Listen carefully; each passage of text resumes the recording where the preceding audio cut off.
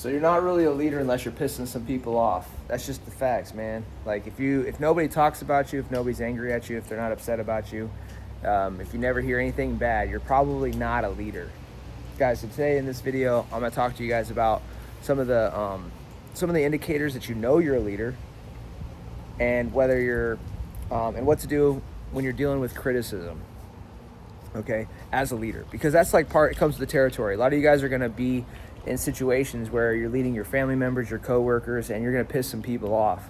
And in those moments, man, it can be tough. It can be tough because you're gonna want to people please, you're gonna want to accommodate, you're gonna want to be nice, you're gonna want to make them not feel as upset. And I'll tell you, the moment you cater to everybody's feelings is the moment you resign your leadership title.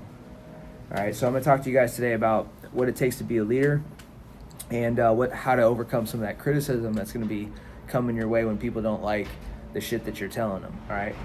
So if you're new to the channel, I'm Jeremiah Sullivan. I was a quitter in life, turned my life around by working on my mindset, doing personal development. I became a top 1%er in the military, and a top 1% coach, because like the average coach, I think they say 50% of businesses don't make it past year 5. I've done that.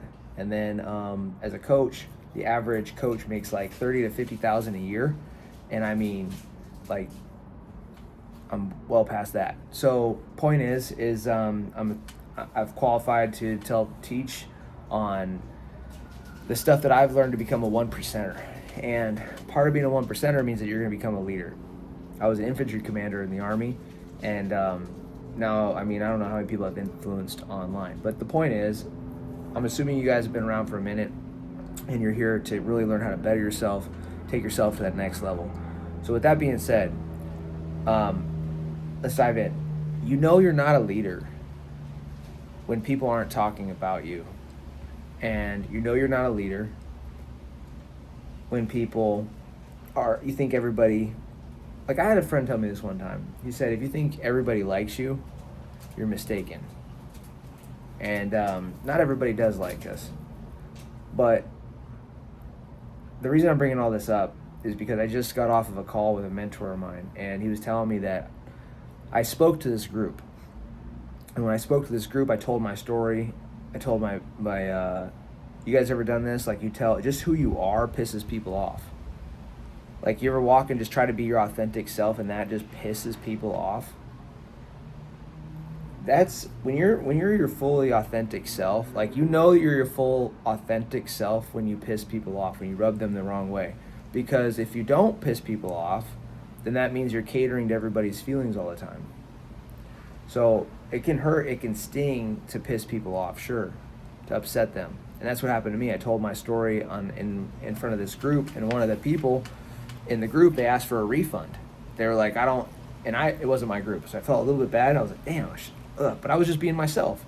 And I've had this happen to me numerous times, like whether it's online or in person. I tell my story, I'm being my authentic self, and it pisses people off, man.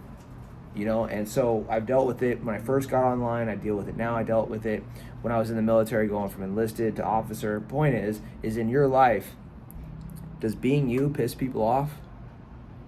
Because if it doesn't, you probably haven't stepped into your full authentic self yet. Because when you're fully authentically you own your story, you own your past, you know what you like, you know what you don't like, you stand by your values, you're about something, right? Jeremiah Sullivan, what are we about on this page? We're about high achievement, we're about excellence, we're about winning, we're about pushing ourselves, and that makes a lot of people feel uncomfortable.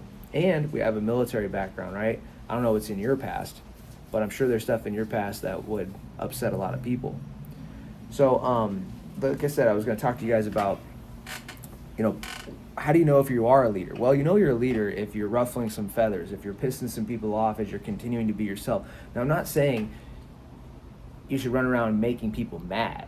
I'm saying if you are being your authentic self and you're just being happy, go-getting you, and it's upsetting some people, chances are you're headed towards a leader path. You're living your authentic truth.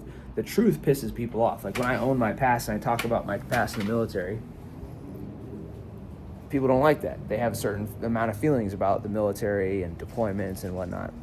So that's the first thing. You know you're a leader if you're actually upsetting some people. It's called leadership, not likership, right? It's called leadership, not likership. The next thing is that when you get the criticism, guys, this is what I want you to really focus on today, is when the people around you, when you start leading and you start stepping into your full authentic self, you're owning your story, you're being unapologetically you. When you really start doing that, you start getting the criticism. I mean, there's really just a couple options. What I do is I have these mental buckets that I put people in that I'm going to give to you guys. So put these people that criticize you in mental buckets, these places. And the 3 places are, number 1 is I put people in the kill reel. These are people that I've competed against and I won. So maybe it was a cage fight, or maybe it was a competition in sport, or maybe it was in business, or maybe it was, these are people typically that were going up against me and I dusted them. And those, it's like a little mental highlight reel. So I'll put those people on my kill reel. And then the next place is rival ridge. So if I meet a friend or I have a peer that is doing well in life, that I see as somebody that I want to hang out with, and we're on the same team, well, this is a rival of mine, and I want to compete against them to make both of us better. So these people, your friends that you want to compete against, these people are, you put them on rival ridge. We're the adversaries. That's who goes on rival ridge. And then the people that criticize you, the worst ones, the ones that talk shit, the ones that talk crap from the bleachers, the ones that, the peanut gallery, the ones that criticize you every step of the way because they're not doing anything with their lives. Or you're just triggering them because you're being yourself. Well, these people, I put them on, I'm just going to say it, fuck 'em mountain. It's called fuck 'em mountain. F 'em mountain. I don't know how YouTube handles curse words, but it'll probably turn down my stuff. But I put them on fuck 'em mountain. And that's the best way I've learned over the years to compartmentalize people that are going to talk shit and criticize. And I'll just put them in that bucket. That way I don't have to waste any mental energy on thinking about what they said to me. And a matter of fact, if they do text me or something like that, for some reason, like somebody talks some shit, sometimes I screenshot that and I just save it in my cell phone and put them in fuck it mountain on my cell phone in an album. And I just save that. And when I want some extra fuel, some extra juice, I go into that photo album and I read the message where they were talking some shit. Like I ran ads on social media when I first got on social media, like the first couple years. I ran ads for a little while, and I was getting all types of hateful comments, man. People just did not like what I was saying on there. They did not like who I was, and they thought I was lying and I was full of shit because I was running in the snow, and I used to do that a lot, and I did hard things, and they just were like, nobody was like that. Nobody does those sorts of things. Nobody trains MMA and runs in the snow and runs 30, 40 miles and nobody does 10 miles a day, which is all true stuff that I was doing at the time.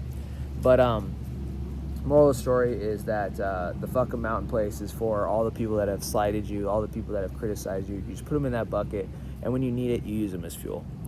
Love the haters. You gotta love them. They fire you up. And I'll just let you guys know as we close this up is that criticism's not a bad thing. It means you're doing your job. It means you're doing your job as a leader. You guys, I have your back, and you guys make sure you subscribe to the channel if you haven't already, and I will see you guys in the future videos. I'm going out to California, or I'm going up to Jacksonville this week, and then I'll be in California here in the next couple weeks, so we'll be doing some of the YouTube videos on the go while I'm traveling, and I'll see you guys on those future videos. So subscribe, like, share, and we'll see you guys in the next one. Conquer all.